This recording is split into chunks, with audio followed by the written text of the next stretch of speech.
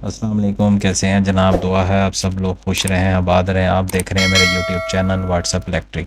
प्यारे दोस्तों, आज की वीडियो एक बाई डायरेक्शनल ग्रीन मीटर के बारे में है, जिसको अमूमन बाई डायरेक्शनल भी कहा जाता है, रिवर्स मीटर भी कहा जाता है। ग्रीन मीटर इसको इसलिए कहा जाता है क्योंकि ये ग्रीन कलर का होता है, या फिर नेट मीटरिंग की जो टर्म है वो भी इस्तेमाल की जाती है। ये जो ग्रीन मीटर या बाई डायरेक्शनल मीटर जो होता है, ये ऑन ग्रिड सिस्टम में ख़रीदे जाने वाले यूनिट्स या बेचे जाने वाले यूनिट्स यानी इंपोर्ट एंड एक्सपोर्ट यूनिट्स की काउंटिंग या कैलकुलेशन के लिए इस्तेमाल किया जाता है। जैसे कि आप जानते हैं, आमतौर पर सोलर सिस्टम की 3 टाइप्स होती हैं: on grid, of grid and hybrid system.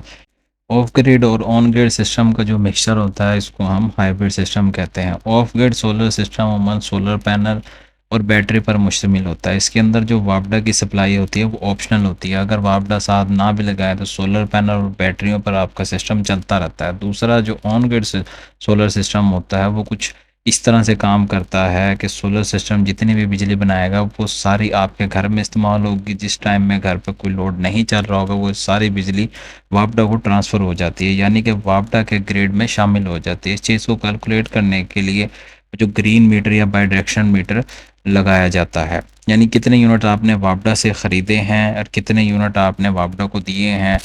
जो यूनिट हम वापडा से ख़रीदते हैं, इस्तेमाल करते हैं, इनको इंपोर्ट यूनिट्स कहा जाता है, और जितने यूनिट्स हम वापडा को ग्रिड में शामिल करते हैं इनको एक्सपोर्ट कहा जाता है। दोस्तों, जितने भी आप एनर्जी मीटर देखते हैं, सिंगल फेज़ हों या 3 फेज़ हों, वो सारे के सारे यूनिडायरेक्शनल होते हैं, यानी कि इनसे जस्ट आप यूनिट इंपोर्ट कर सकते हैं।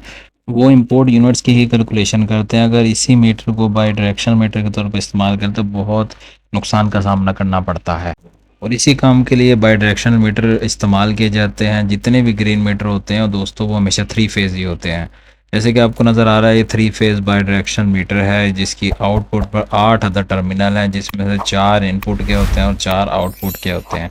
अगर आप ग्रीन मीटर को समझना चाहते हैं, वो ये है कि आम तौर पर जो 3 फेज़ कंज्यूमर होते हैं वो हमेशा 3 किस्म के चार्जेस जो हैं को देने पड़ते हैं। वो कोई भी कंपनी होती है, जैसे मैपको, लेस्को, पेस्को, एस्को, के इलेक्ट्रिक वगैरह, इन तमाम के लिए डिस्को का लफ्ज़ इस्तेमाल किया जाती है। सारी की सारी जो कंपनी है नेपरा के अंडर काम करती हैं।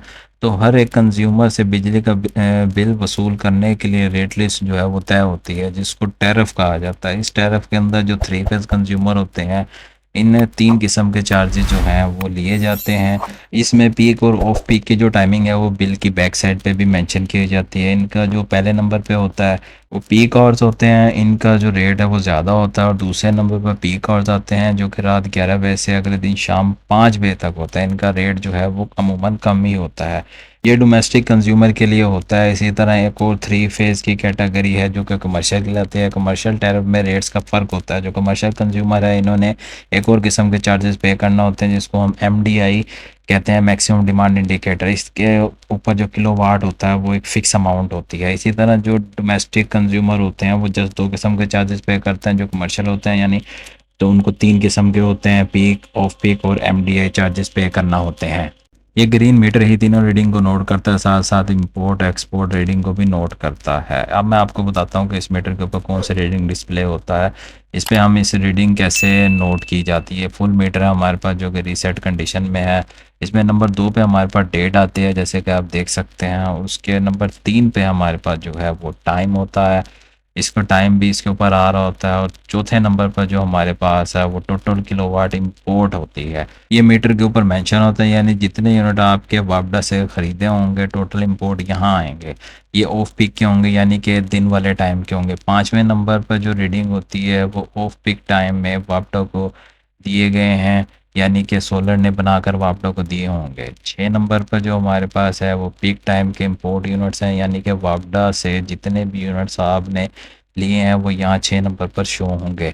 7 नंबर पे 6 बजे से लेकर 11 बजे तक कितने यूनिट वापडा को सेल आउट किए हैं, जो कि अमूमन सिफर ही होते हैं, क्योंकि आपको पता है इस टाइम पर सूरज जो है वो गुरूब की जानिब होता है। गर्मियों में सूरज देर तक गुरूब होता है, कि हो सकता है कि गर्मियों में 2 या 4 यूनिट यहाँ पे जो रीडिंग है वो शो हो रही हो। बाकी रीडिंग ऐसे ही होती है जो कि वापडा के इस्तेमाल में होती है, 7 तक हमारे काम की होती है। यानी अगर आपने लम्हाती वैल्यू देखनी है कि इस वक्त आप कितना लोड चला रहे हैं और वापडा को कितना सेल आउट कर रहे हैं, तो वो 2930 पर जो रीडिंग होती है उससे हमें ये पता लगता है कि हम इस टाइम कितना लोड चला रहे हैं, वो इंस्टेंटेनियस वैल्यू होती है। और बावड़ा को हम कितना सेल कर रहे हैं, वो 30 नंबर पर जो रीडिंग होती है उससे हमें आइडिया हो जाता है। इस तरीके से हम ग्रीन मीटर को पढ़ पाते हैं और यही वो रीडिंग है, यानी 4, 5, 6, 7, यानी इम्पोर्ट आवर्स और एक्सपोर्ट आवर्स, पीक और ऑफ पीक, इसकी तस्वीर लेकर मीटर रीडर ले जाता है। यही हमारे बिल पर लगकर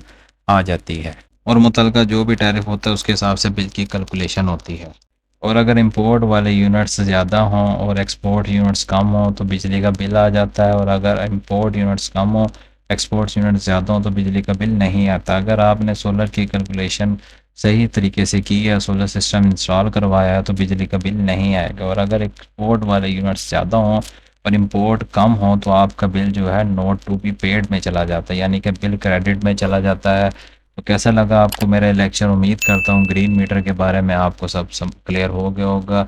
इंशाल्लाह नेक्स्ट लेक्चर में मुलाकात होती है। अपना ख्याल रखिएगा। अल्लाह हाफिज़।